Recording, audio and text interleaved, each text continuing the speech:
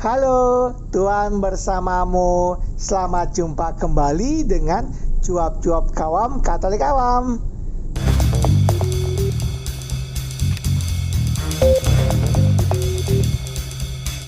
Apa kabar Bapak dan Ibu, kakak dan adik, saudara-saudara, teman-teman dan rekan-rekan semua? Semoga baik adanya, sehat, sejahtera, dan bahagia. Mari bersama dengan Cuap-Cuap Kawam Katolik Awam, kita membaca dan mendengarkan bacaan dan renungan hari ini.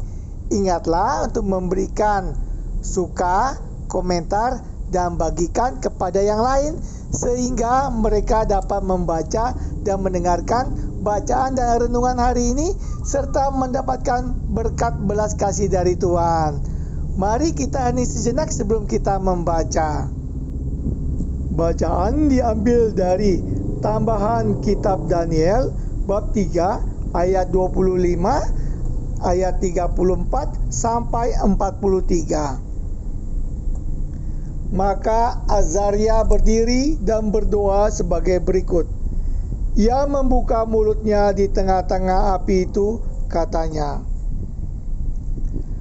"Janganlah kami kau tolak selamanya demi namamu, dan janganlah kau batalkan perjanjianmu. Janganlah kau tarik kembali daripada kami belas kasihanmu, demi Abraham kekasihmu, demi Ishak hambamu, dan demi Israel orang sucimu, yang kepadanya telah kau janjikan untuk memperbanyak keturunan mereka laksana bintang-bintang di langit dan seperti pasir di tepi laut. Ya Tuhan, jumlah kami telah menjadi lebih kecil dari jumlah sekalian bangsa, dan sekarang kami pun dianggap rendah di seluruh bumi oleh karena segala dosa kami. Dewasa ini pun tidak ada pemuka, nabi, atau penguasa, tiada korban bakaran atau korban sembelihan, korban sajian atau ukupan, tidak pula ada tempat untuk mempersembahkan buah bungaran kepadamu dan mendapat belas kasihan. Tetapi semoga kami diterima baik karena jiwa yang remuk redam dan roh yang rendah, seolah-olah kami datang membawa korban-korban bakaran domba dan lembu serta ribuan anak domba tambun. Demikianlah hendaknya korban kami di hadapanmu pada hari ini berkenan seluruhnya kepadamu, sebab tidak dikecewakanlah mereka yang percaya padamu. Kini kami mengikuti Engkau dengan segenap hati dan dengan takut kepadamu, dan wajah-Mu kami cari. Janganlah kami kau permalukan, melainkan perlakukanlah kami sesuai dengan kemurahan-Mu dan menurut besarnya belas kasihan-Mu. Lepaskanlah kami sesuai dengan perbuatan-Mu yang ajaib, dan nyatakanlah kemuliaan nama-Mu ya Tuhan." Demikianlah sabda Tuhan. Syukur kepada Allah. Inilah Injil Yesus Kristus menurut Matius bab 18 ayat 21 sampai 35. Kemudian datanglah Petrus dan berkata kepada Yesus, "Tuhan, sampai berapa kali aku harus mengampuni saudaraku jika ia berbuat dosa terhadap aku? Sampai 7 kali?" Yesus berkata kepadanya, "Bukan, aku berkata kepadamu, bukan sampai 7 kali, melainkan sampai 70 kali 7 kali. Sebab hal kerajaan sorga seumpama seorang raja yang hendak mengadakan perhitungan dengan hamba-hambanya. Setelah ia mulai mengadakan perhitungan itu, dihadapkanlah kepadanya seorang yang berhutang 10.000 talenta. Tetapi karena orang itu tidak mampu melunaskan hutangnya, raja itu memerintahkan supaya ia dijual beserta anak istrinya dan segala miliknya untuk pembayar hutangnya. Maka sujudlah hamba itu menyembah dia, katanya, sabarlah dahulu, segala hutangku akan kulunaskan. Lalu tergeraklah hati raja itu oleh belas kasihan akan hamba itu, sehingga ia membebaskannya dan menghapuskan hutangnya. Tetapi ketika hamba itu keluar, ia bertemu dengan seorang hamba lain yang berhutang 100 dinar kepadanya. Ia menangkap dan mencekik kawannya itu, katanya, "Bayar hutangmu." Maka sujudlah kawannya itu dan memohon kepadanya, "Sabarlah dahulu, hutangku itu akan kulunaskan."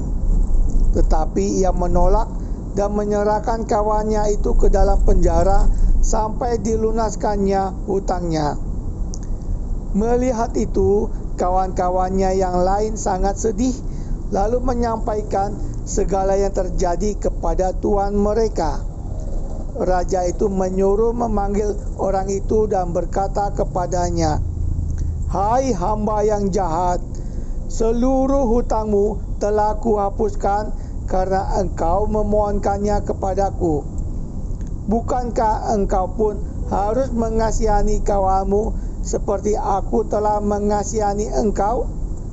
Maka marahlah tuannya itu dan menyerahkannya kepada algojo-algojo sampai ia melunaskan seluruh hutangnya. Maka Bapakku yang di sorga akan berbuat demikian juga terhadap kamu apabila kamu masing-masing tidak mengampuni saudaramu dengan segenap hatimu. Demikianlah sabda Tuhan. Terpujilah Kristus. Renungan diambil dari Homili Misa Harian tanggal 22 Maret 2022 oleh Romo RD Victorius Rudi Hartono, Paroki Alam Sutera, Gereja Santo Laurentius. Saudara Senin terkasih, juga opa oma yang ada di rumah. Firman Tuhan hari ini bicara kepada kita tentang pengampunan. Dijelaskan melalui perumpamaan panjang lebar yang intinya adalah mengampuni itu berani tiada batas. Sampai 7 kali, 7 angka Israel artinya sempurna. Yesus bilang, enggak hanya sempurna, tapi 7 kali 70 kali. Dan itu berarti tak terbatas. Itulah maksud Injil hari ini, sederhana, melalui simbol-simbol menyatakan kepada kita mengenai relasi kita dengan sesama. Apa yang paling penting juga Anda dan saya pasti sepakat ya, bahwa kita, saya, Anda pasti juga suka diampuni. Amin.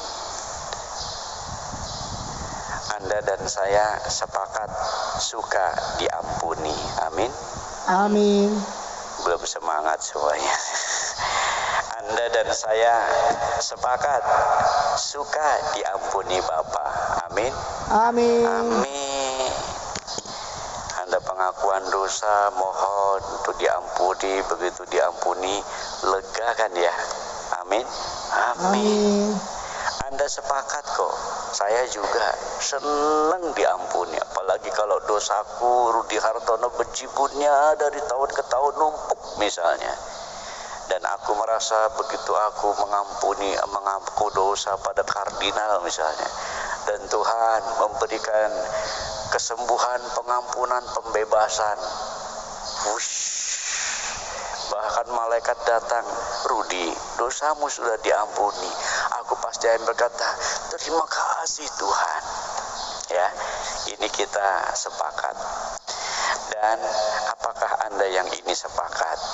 Kalau ada banyak orang sedang berbuat kesalahan kepada Anda suka mengampuni? Kalau ada banyak orang lagi bersalah kepada Anda, utang sama kamu, utang lagi, ternyata nggak melunasi, apakah Anda sepakat untuk suka mengampuni? Ya. Opa-opa yang ada di rumah, mereka menjawab lantang. Yang di sini suka mengampuni. Oh my God, sulit. Kalau Anda renungin, itu kita egoisnya minta ampun. Suka diampuni Bapak, tapi nggak suka mengampuni orang. Nah, hari ini Tuhan ngajarin itu. Kalau kamu suka diampuni oleh Tuhan, gantian balik mengampuni sesamanya. Firman Tuhan hari ini jelas loh, minta supaya pengampunan itu timbal balik dari Tuhan yang sungguh mengampuni kita, dan akhirnya kita juga mau mengampuni Tuhan. Kalau demikian, maka Anda dan saya suka untuk melaksanakan pengampunan ini dengan tiada batas. Di awal saya sampaikan, kalau Anda berani mengampuni ini, niscaya deh Anda adalah orang suci. Tapi kita tidak pernah mau pengen jadi orang suci. Kalau Anda tidak pernah mau jadi orang suci, saya katakan Anda tak pernah masuk surga. Karena surga adalah suci, di mana setiap hati dibersihkan dari segala noda dosa, dan akhirnya orang sampai kepada kebahagiaan dan keabadian.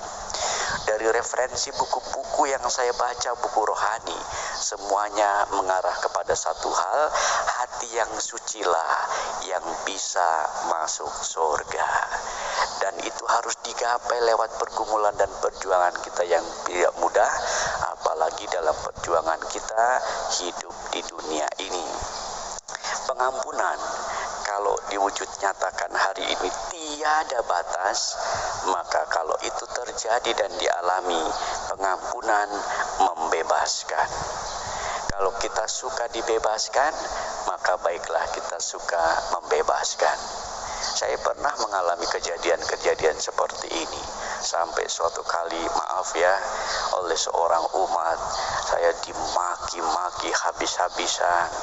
Habis itu ketika makan di sebuah paroki, saya sedang makan bersama, ada seorang yang memang habis memaki-maki saya itu, sengaja memberi cendol yang mahal cuma 2 untuk pastor kepala dan untuk pastor rekan. Saya tidak dikasih jelas-jelas di hadapannya. Bagi saya soal makanan mah kecil, saya nggak makan juga sudah kecil ya. Untuk apa? Kecil buat saya. Lu nggak kasih makan juga nggak apa-apa. Tapi dibuat begitu sakit saya. Saya buat yang benar. Saya waktu itu buat kejujuran, menyinggung seorang anaknya, dia sakit. Tiap minggu ketemu saya sapa, selamat pagi, begitu. Selamat pagi. Aduh, buset deh. Hati saya sampai saya waktu itu masih frater. Akhirnya saya buang jubah itu di ruang doa saya. Tuhan, ini jawaban, balasan. Saya buat baik. Kenapa saya dimaki-maki seperti ini? Lalu saya merenung, Rudi, itulah umat. Kamu harus jadi pastor, sucikan umat seperti itu. Dan akhirnya aku pakai lagi itu jubah dan aku berani mengampuni. Meskipun dia noleh, saya tetap selamat pagi, noleh, selamat pagi, noleh, selamat pagi. Dan 5-6 tahun kemudian terjadilah peristiwa di mana pastor yang relasinya dekat meninggal dunia karena kecelakaan. Saya yang mengurusnya sampai ke pemakaman. Kebetulan saya diminta ketua panitianya. Dan setelah terjadi, orang itu hadir. Akhirnya dia tersenyum dan mengampuni. Oh, saya senang lagi. Lega ya, bebas. Dan itu kita lakukan. Romo, ini bahasa yang sulit.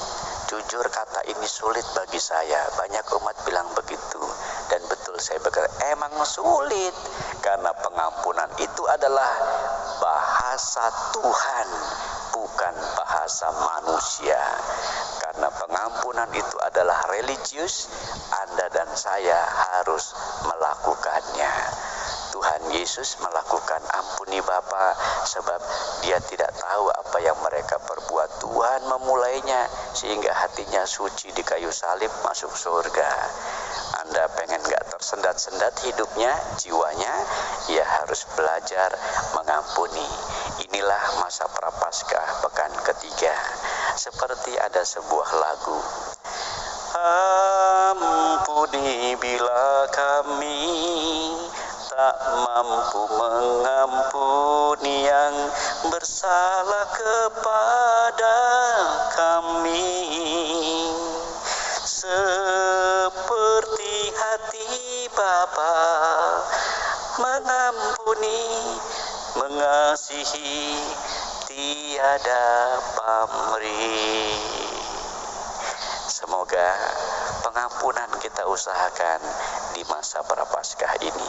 Tuhan memberkati. Amin.